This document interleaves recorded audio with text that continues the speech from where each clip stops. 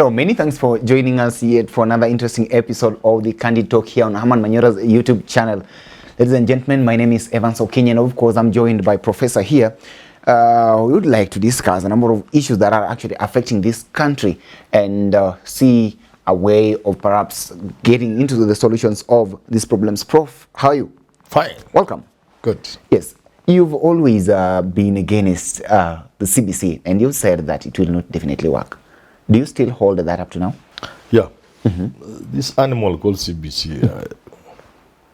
I saw a number of. I'm starting a podcast, I think, next week, and that's one of the topics I will want to deal on: matters of education in Kenya and in Africa, and how people are using education to kill Africa, to kill the dreams of Africa, the awakening in Africa. And so on and so forth. But continue, please. No. My question is, by the way, I saw a number of parents who've been a little bit, I don't know, but then some parents. Let me just use the right. Let me say perhaps funny, or rather, Clever. or clever. I'm just looking for the right word. But then here is a parent. The child sat exams the day, perhaps that is class 6 or so. Supposed to be going to grade Junior 7. high school. Actually. Grade 7, no, they would leave alone the ones for junior high school already, because it's supposed to be joining junior high school. Class 7. But of course there are those people who were supposed to be going to class 8. Yeah, there's class 8. The class 8 who are going to sit KCP. Yes. So you find that parents collide with teachers and to make their children join class 8. Citing actually the main reason being they do not have faith in CBC. The CBC, and that it could collapse. That this will work, and definitely think that perhaps this could work. Do you still buy that kind of idea that perhaps these parents are justified in doing whatever it is that they decided to do? No, it's not a question of just being apprehensive. There's a lot of confusion about CBC. Nothing is clear. Initially, we all knew that if Ruto wins the presidency, he'll scrap CBC. But like many things he said, he's done a 360-degree turn, including setting up a tribunal or something on the state capture. He didn't support CBC, and we agreed. I supported him on that. This CBC is just nonsense. Why do you think it was very difficult for him to just scrap it off? Sometimes it's very difficult to overturn what has been going on. People say, if I take government, I'll do this. Sometimes it's very difficult. But sometimes you get there and find it's not easy the way you thought. Sometimes the forces arraigned against you are so powerful, you have to beat up and about turn. But sometimes you didn't even mean what you meant. You are just campaigning. Yeah. You went through the first kind of curriculum that was there. Actually, I did not go through that. I went through the 844 system. Yes. And then, of course, you've been here with 844 was with us. And finally, here, CBC is catching up with us. What then would you recommend perhaps could be the best kind of curriculum for the country? Let us start here. I almost collapsed. First in shame, in anger, and then I just in despair. When a whole director from, I think, KICDC, and even at some point, the principal secretary or something around, these big people in education, could not draw a distinction between form and the content. A curriculum is what you offer, what you teach. The system is what carries that content, the basket.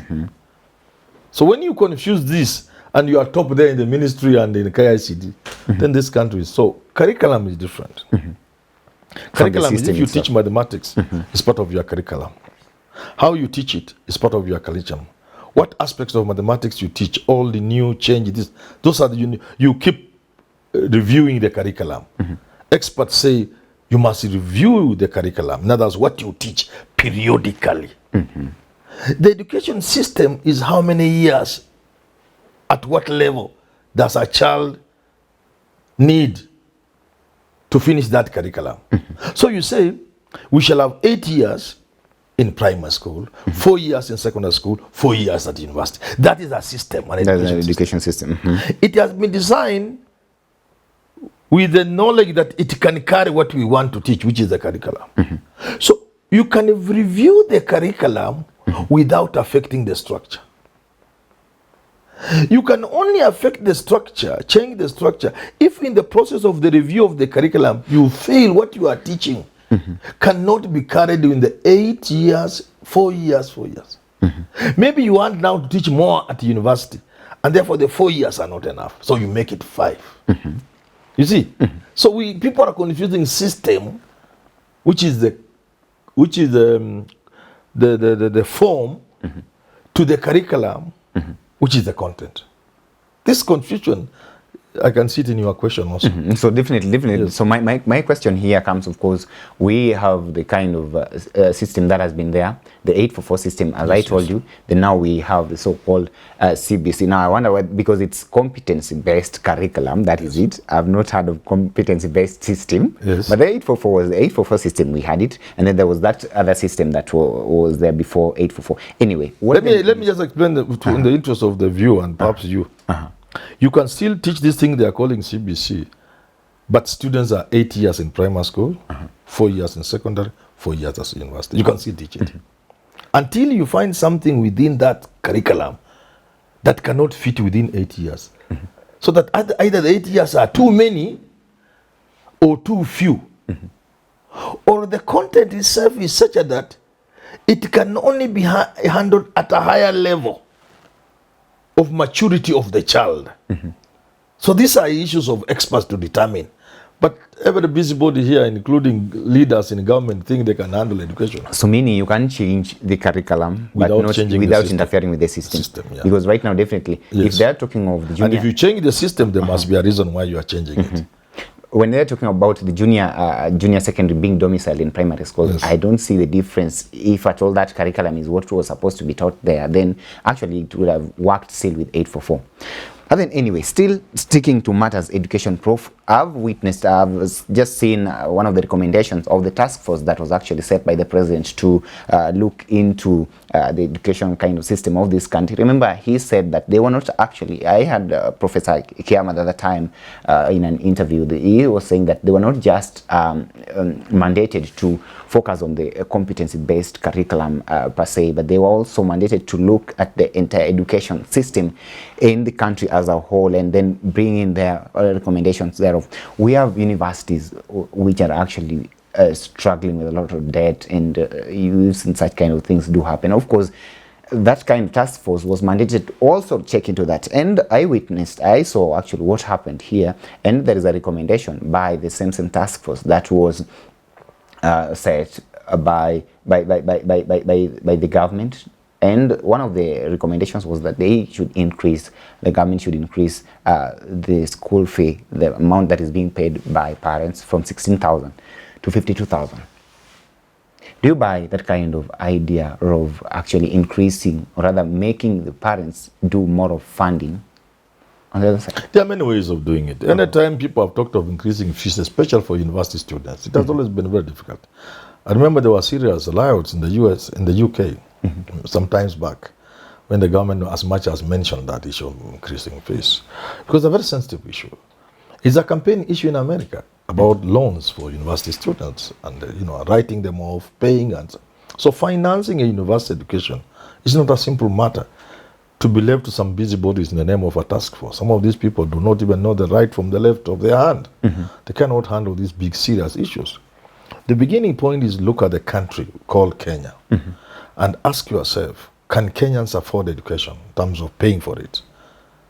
If your answer is yes, then you don't understand this country. The first thing that you need to do in a country like Kenya is to make education free. From grade 1 or before that up to university. The question then you'll be dealing with. Do you believe our country has got that ability? What this task force should be dealing with will be the nitty-gritties of how that is going to happen. Because it's not just a question of the exchequer releasing money. There must be other things that the stakeholders can do to make education free and of quality. Because many times free means useless. So this task force should be dealing with issues of how do you implement free education. That's where now the people who are in that task force, 90% of them will go away. They can't think. I know them. They don't have the capacity to think. Yeah. You need people who can think through. For example, I've always given this example of Starehe Boys Center. Look at Starehe Boys Center as a school. Started by a Mzungu, unfortunately. where there are people pay graduated fees. I don't know whether it has changed since the Mzungu. These we are Africans. I think sometimes we are just useless people. Despite us being the only people who have introduced real civilization to the world. So it's not genetic. The griefing model at Starehe was, you can pay 200,000 fees because you can afford. I can pay 100,000 because I can afford. Kim Tai there, the cameraman, can pay only 50 because he can afford. Bush on the controls there can pay 30,000 because that's what he can afford. Richard there can pay 0 because he cannot afford to pay anything. So your 200 and my 100 is able to educate 10 Bushes and the 3 Kim Tais. You see free people. That's a model you can expand. That's where the task force should be coming in. Then there are schools, and I keep giving an example of a school like Lenana. When I was a parent there, the school had about 40 acres of land in the city. Surely. Can a school like that take half the students who are not paying fees? It's possible, okay? Those are just 2 examples. There's an example of international students. People really would love to come to Kenya to bring their children here. We can bring 20, 30,000 foreign students at all levels of education, from primary to university. And there will not just be people walking from Zimbabwe to Kenya. There will be people who can afford to pay that money. And part of this money can then subsidize for other students. So at the end of the day, when people sit down and think as a task force, it will be how to implement free education without necessarily overburdening the exchequer or government. Are you getting? That's where the task force comes in. There are books that consume billions of shillings. I'm a publisher and I'm a writer. I know I shouldn't be saying this, but when you look at most of those books, it's just business. They are useless. We can actually do manuals. Manuals can be done in Vihiga County, in Nyeri County by teachers at a very simple cost. And you save those billions that are going to individual publishers. You know, because even writers don't get anything. This is the thinking a task force should be entering into, so that at the end of the day, if education is costing like 200 billion, and now when it goes free, it may be 300 billion. But the net result of this thinking is that the government will now spend 100 billion. You see, it has now gone lower than it was when education was paying. I get you. Including how to harness IT, how to harness technology, to rely on less teachers. So definitely. So this is the thinking a task force should be getting in, not telling us things that any idiot can tell us. So definitely you don't agree with their recommendation to increase. that will cause trouble. How can you make education expensive in a country where people don't have incomes? Yeah. Finally, in other words, you are saying education to be for the rich only. Finally, still sticking to matters, education, Prof. Yes. We are saying, as I said before, our universities are entangled with debts, actually. And now, and one of the recommendations that I saw the other day is privatization of these universities, and like other government parastatals as well. I saw that kind of stuff being suggested therein. And now my question here comes about, one, what do you think causes some of these numerous debts that we are seeing struggling universities or other institutions of higher learning? And then secondly, do you agree with this kind of idea to privatize the universities and learning institutions in the country? There's too many questions in one, but let's say this. First of all, there's a problem with privatization in general. We have seen government parastatals that have been put up with billions and billions of taxpayers' money, where we are still paying billions and billions of loans. They are being sold for a song. So Kenyans are apprehensive about privatization. And now the government is taking a bill to parliament to say that the government does not need to consult parliament to sell off anything.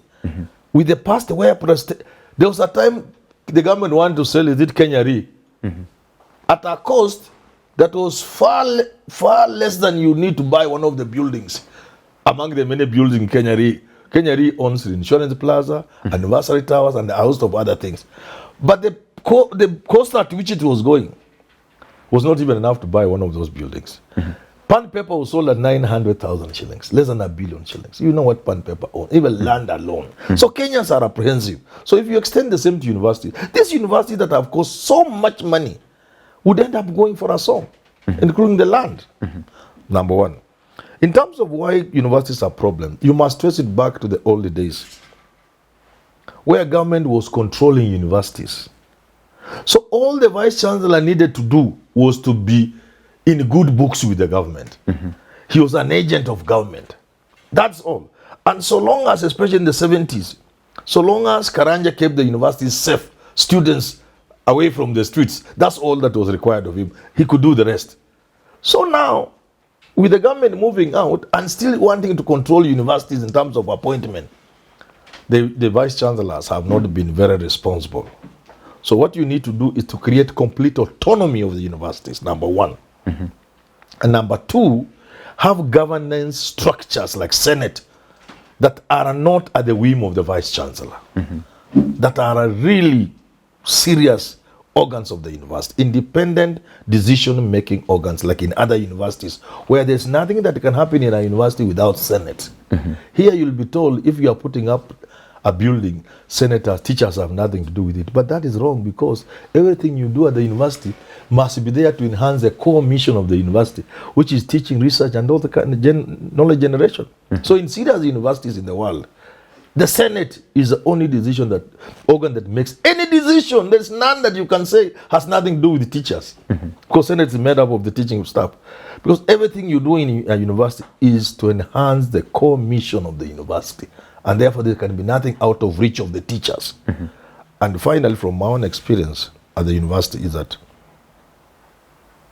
like everywhere else in the government, a head of an institution is a god. Chebukati is a god. IBC is Chebukati. And therefore, the university is the vice chancellor, and the vice chancellor is the university. The principal of our school is the school, and the school is the principal. The MD of a parastatal is that parastatal, and that parastatal, like in India, they used to say, India is Indira, and Indira is India. That syndrome, unless you break it, so that the leader of an institution just becomes first among equals, there will never be responsibility. Universities will be messed. They will never get out of debt. Yes. Well, definitely, ladies and gentlemen, there you have it from Professor Herman Manyora. Remember, we are still keeping tabs with everything taking place in this country and bringing you up to date with analysis of the same, be it matters, politics matters, education matters, business and economy. Of course, we have one of the best brains here. Richard Mwenjo will be here to engage you on very important matters to do with the economy in this country. And of course, General Kabiro with his very comprehensive political analysis. Ladies and gentlemen, allow me to stop this conversation at this point, but we still request and pray that you subscribe to our channel here at Herman Manyora YouTube channel. And of course, Prof, as you say, we still require and play for them to support us. Anybody willing to support kindly? Yes. Our details are down there. You can reach to us. You can text. You can definitely comment. You can reach to us at Herman Manyora. The email is down there, and you've got all the details. And we value the contribution, because definitely to run this outfit is not very easy. It requires some little money. So that support goes a long way. Definitely. Thank you. Till we have this conversation again, have yourself a very lovely day. My name is Evans Okinyi.